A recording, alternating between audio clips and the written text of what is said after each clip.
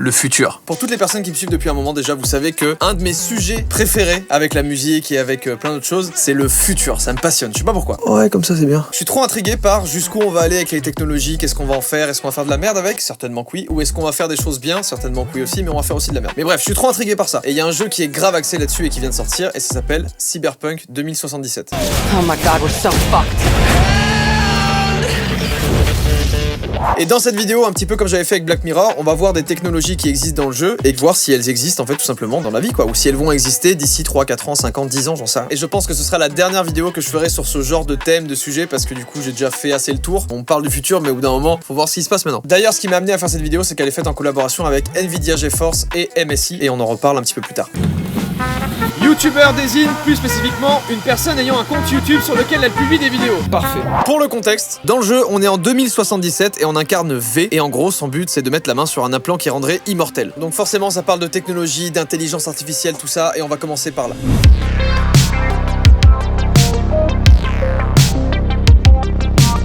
Pour ce sujet-là, j'ai essayé de trouver des anecdotes, des histoires bien à raconter en vidéo, genre. Dans Cyberpunk et dans le futur imaginé par tout le monde, il y a de l'intelligence artificielle de partout. Que ce soit dans les voitures, dans les télés, dans les téléphones, dans tout ce que tu veux, bref, il y en a de partout. Mais où on en est aujourd'hui? Pour ça, j'ai pris 2 anecdotes, et la première, elle est très courte. C'est l'histoire de Kasparov. En gros, Kasparov, c'est l'un des meilleurs joueurs d'échecs au monde. Et en 1996, c'est aussi la première personne qui s'est fait fumer par un ordinateur. J'avais retenu ça quand j'avais trouvé cette vidéo. Juste le rire du présentateur au début. À quel point il est méprisant. Je l'aime bien, je veux que ça devienne un mème. Le champion du monde d'échecs vient d'être battu en combat très singulier par une machine. Se faire battre aux échecs quand t'es champion du monde par un ordinateur, je comprends. Il était certain pourtant d'en venir à bout. Par contre, à cette époque-là, ok, il s'est fait battre par un ordinateur, mais l'ordinateur en question, il fait 1,5 tonnes. Ok, c'est le poids d'un kangou, genre. Je sais pas mieux comme référence. Et il a fallu ça, ok, pour battre un champion du monde d'échecs. Après, c'est en 96, encore une fois, voilà, tranquille, on y va tranquille. Bref, c'est très court, il a perdu 6 parties d'affilée, et il a pris un sum intersidéral. Je crois qu'il a même accusé la machine d'avoir triché, genre, ou un délire comme ça. Il s'est incliné, et ça n'est pas dans ses habitudes. Pour lui, les dés ont pu être pipés. Je pense qu'il est temps pour Deep Blue Deep Blue, c'est les gens qui ont développé cette machine-là. de jouer aux vrais échecs. Si Deep Blue joue à la régulière, je le réduis en pièces. À la régulière de quoi, genre? La machine, elle s'est pas dit, ah, je vais lui faire une petite manigance. Il a perdu 6 parties d'affilée et il a pris le sub. Maintenant, on va avancer 20 ans plus tard et on se retrouve en 2016. Autant les échecs c'est compliqué, il y a je sais pas combien de combinaisons possibles, etc. Autant le jeu de Go, c'est un niveau encore très très haut. Compared to, say, chess, the number of possible moves in a position is much larger. In chess, it's about 20. In Go, it's about 200. And the number of possible configurations of the board is more than the number of atoms in the universe. Je sais pas combien il y a d'atomes dans l'univers. J'ai pas envie de savoir exactement la donnée, mais c'est beaucoup, j'en suis sûr, et vous savez aussi que c'est beaucoup. Bref, c'est un des jeux de plateau les plus anciens au monde, et dans la culture asiatique, dans les pays asiatiques, c'est pas du tout pris à la légère, genre. It's so much part of the culture, like breathing or, you know, like taking swimming lessons or something. On the surface, it's a game, but inside had a very deep philosophy. Et j'ai même vu que certains samouraïs s'en servaient du jeu de Go pour créer des stratégies militaires, genre. AlphaGo, du coup, qu'est-ce que c'est? Bah, c'est comme pour l'ordinateur de Kasparov, c'est une intelligence artificielle qui joue au jeu de Go. Et l'entreprise qui a créé ça, ils ont voulu défier le champion du monde de Go. C'est un Sud-Coréen du nom de Lee Sol, invaincu depuis toujours, 18 fois champion du monde. Et pour lui, c'est impossible qu'un ordinateur puisse battre un humain au jeu de Go, justement. 아무래도 역시 아직은 인간의 직관력이나 이런 감각들을 컴퓨터인 인공지능이 따라오기에는 약간 무리가 있지 않나 이렇게 생각을 해서. Et rappel vite fait, mais ça, c'est l'ordinateur qui a battu Kasparov en 1996. Et ça, c'est celui qui a battu Lee Sol au jeu de Go, qui je rappelle est encore plus complexe, mais large. En 20 ans, en vrai, c'est pas mal. Tout a été filmé, et d'ailleurs, toutes les images que vous avez vues, ça vient d'un documentaire du coup qui retrace toute l'histoire et tout. En vrai, c'est assez ouf, parce que je pensais pas autant accrocher un documentaire qui parle du jeu de Go, dont j'avais absolument rien à foutre avant de lancer la vidéo, vraiment, je vous cache pas. Et toute cette rencontre et tout, ça a été suivi par 80 millions de personnes. Genre, c'est plus que le nombre d'habitants en France. Et honnêtement, dites-moi, qui connaissait le jeu de Go, vraiment? Allez le voir, je suis tombé dessus complètement par hasard et c'était super intéressant en vrai. Là, on était en 2016, donc AlphaGo a battu le champion du monde invaincu de jeu de Go. Et 1 an plus tard, AlphaGo, ils ont sorti une version qui s'appelle AlphaGo 0 et qui a battu la première intelligence artificielle d'AlphaGo 100 parties à 0. Et je trouve ça incroyable en vrai. L'évolution depuis 96 à 2016, et là de 2016 à 2017, juste en un an, ils ont fait un truc qui est genre 100 fois plus puissant que ce qu'ils ont fait l'année d'avant. C'est ouf. Et en vrai, ça fait péter un câble à quel point ça va vite, genre. Et ça va tellement vite que justement, il y a un ancien ingénieur de chez Google qui s'appelle Ray Kurzweil et qui est accessoirement futurologue. Ça veut dire qu'il a fait beaucoup de prédictions sur des choses qui allaient se passer dans la technologie, dans le futur, etc., etc. Et beaucoup de ces prédictions se sont réalisées, mais des fois pas forcément dans l'année où il l'avait prédit, quoi. Et pour lui, il est sûr d'une chose, c'est que d'ici 2029, les ordinateurs, ils pourront passer le test de Turing. Vous savez pas ce que c'est? Le test de Turing consiste à mettre un humain en confrontation verbale à l'aveugle avec un ordinateur et un autre humain. En gros, comment ça marche? Il va y avoir une personne A, c'est moi, une personne B et une personne C. Sauf que le B ou le C, ça peut être un humain, comme ça peut être un ordinateur, genre. Et le but du test, c'est de voir si moi, j'arrive à faire la distinction entre là, je parle à un humain et là, je parle à une machine. Sauf que je sais pas qui est qui. Et donc, pour Ray Kurzweil, là, vers 2029-2030, un humain sera plus capable de dire s'il parle avec un autre humain ou s'il parle avec une machine. On en a envie ou pas? Je sais pas en vrai. Mais en soi, c'est l'évolution logique et je pense que dans tous les cas on y arrivera, quoi. Et aujourd'hui, en 2020, je fais des placements de produits pour Nvidia GeForce et MSI. C'est bien aussi comme évolution en vrai. Mais surtout en 2020, et vous le voyez depuis tout à l'heure, on a ce genre de PC.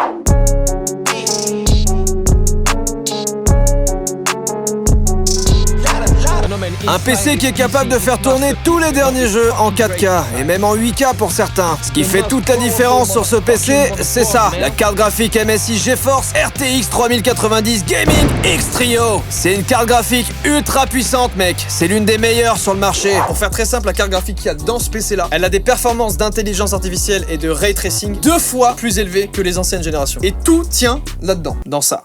On rappelle Kasparov, 1,5 tonnes? 1,5 tonne. Ah oui, le ray tracing, qu'est-ce que c'est? Ouais, c'est vrai. C'est une technologie qui vient à la base du cinéma et qui va faire en sorte que tous les effets de lumière, les réflexions dans les miroirs, les reflets, etc. soient encore plus réalistes et que ce soit en plus calculé en temps réel. Et pour compenser l'impact que ça a sur la fluidité, les performances, etc., Nvidia, ils ont mis en place une technologie qui s'appelle le DLSS 2.0. Là, je fais genre que je connais par cœur ce que je dis, mais en réalité, j'ai un peu écrit des trucs pour m'aider parce que croyez-moi que le DLSS 2.0... je connaissais pas de fou. Du coup, je vais essayer de le faire compréhensible pour tout le monde. En gros, au lieu d'envoyer à l'écran directement de la 4K pure, la carte graphique qu'il y a là-dedans, elle va calculer le rendu du jeu en résolution beaucoup plus basse, genre comme ça, beaucoup plus rapidement que si elle devait directement envoyer de la 4K. Et le cerveau, l'intelligence artificielle, elle va tout simplement compléter les images qui manquent pour du coup envoyer de la 4K. Et avec cette méthode-là, le calcul il est 2 fois plus rapide qu'avec les cartes d'ancienne génération. On passe au concret. J'ai un setup ici avec un sèche-cheveux. Vous allez très vite comprendre pourquoi. Chaque chose en son temps. Pendant que j'installe la mise à jour du jeu, on reste toujours dans l'intelligence artificielle et je vous montre un truc que j'ai trouvé mais vraiment fou, c'est le Nvidia Broadcast. C'est une appli qui est dispo gratuitement et qui fonctionne avec les cartes GeForce RTX uniquement. Et c'est une appli qui permet plein de choses, surtout pour les streamers et pour le futur du stream. Supprimer des bruits de fond avec le micro, on va tester tout de suite. C'est pas pour rien que j'ai pris ça. Vas-y, je vais lire la définition de youtubeur. Youtubeur désigne plus spécifiquement une personne ayant un compte YouTube sur lequel elle publie des vidéos. Vraiment, en vrai, c'est très très fort. Deuxième chose, ça va être la caméra. Et du coup, le premier truc qu'on va tester, c'est le cadrage automatique. Donc là, quand je bouge, il y a rien qui se passe. Et quand je l'active,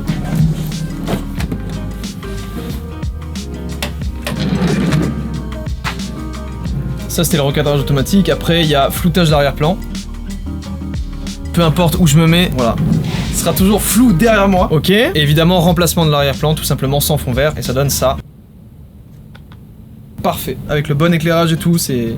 Ça, je voulais vraiment le montrer parce que je pense que dans 2, 3, 4 ans, ça va être abusé, genre. Bon, le jeu est lancé et je vais vous montrer la différence avec et sans le ray tracing. Il faut juste que je trouve un endroit avec beaucoup de lumière. Voilà, là, c'est pas mal. Donc là, il n'y a pas le ray tracing d'allumé.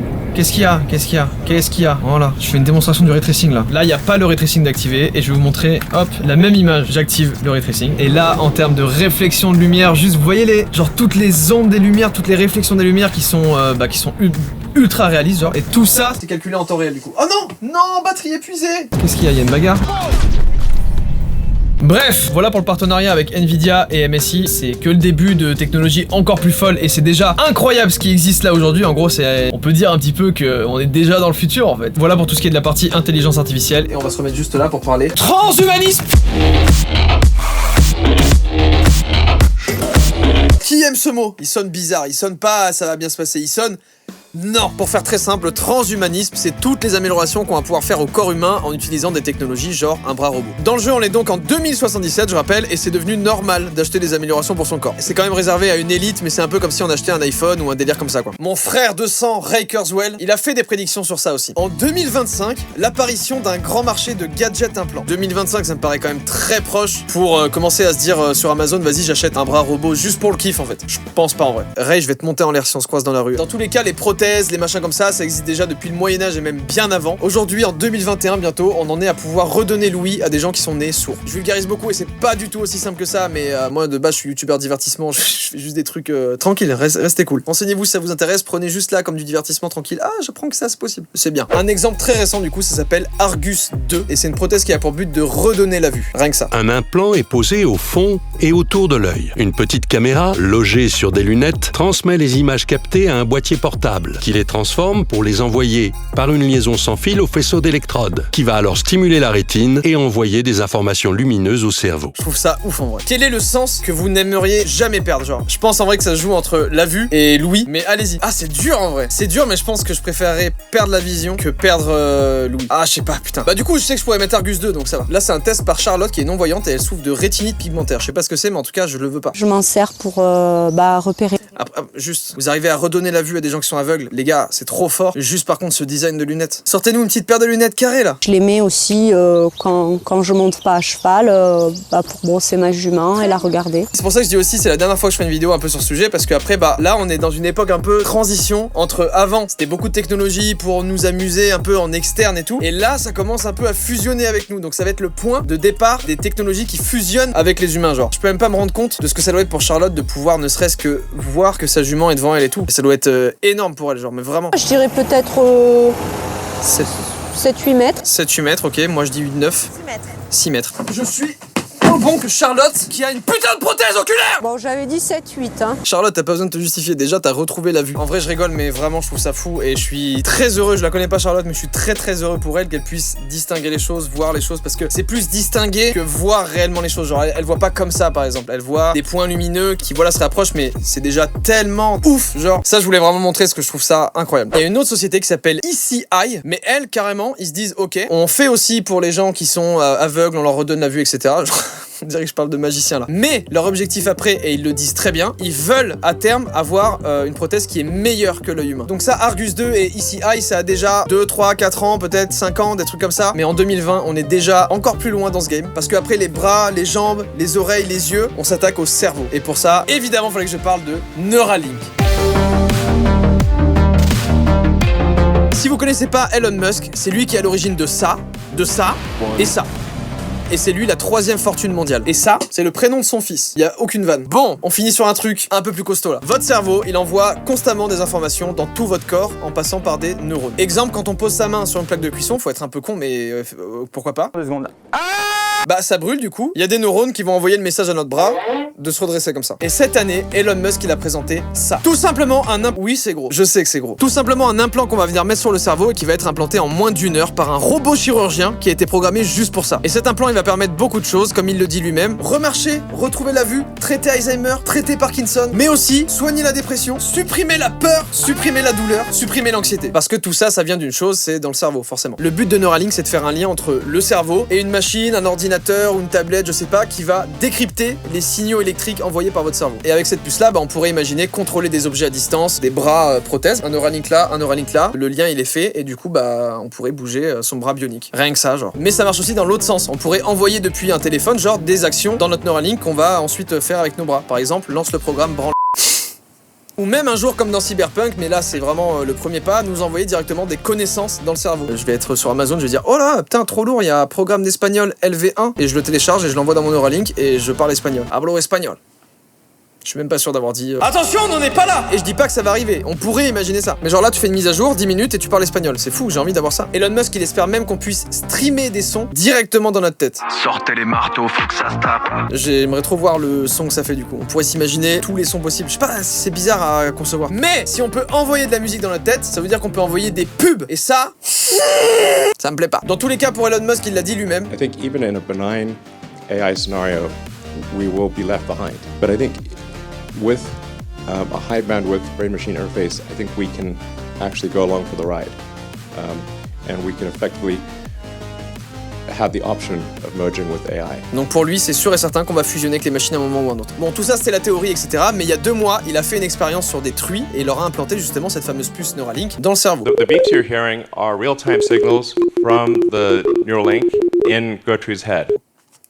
Super. Donc là, vous avez vu comment ça fonctionne. Et juste après, il a présenté un cochon sur un tapis de course qui avait la puce pendant 2 mois dans la tête. Et grâce aux signaux électriques du cerveau, la puce arrivait à prédire les mouvements du cochon. Donc on peut imaginer que quelqu'un qui est amputé d'un bras puisse mettre une prothèse dans laquelle il y a un Neuralink, il y en a un autre dans son cerveau, et qu'elle puisse tout simplement penser à son bras comme si c'était vraiment le sien. Et vraiment, cette époque, elle va être incroyable. Il va y avoir des bras en vente sur Wish et tout. Dans tous les cas, on n'en est pas au stade d'améliorer un être humain qui est déjà en bonne santé, mais plutôt d'aider des gens qui ont des vrais problèmes de santé et qui peuvent plus marcher, plus voir, etc. Mais la question, c'est, là, c'est bien beau, on aide des gens et c'est génial, genre, mais est-ce qu'on va s'arrêter là ou est-ce que on va vouloir aller plus loin et ça va être trop loin?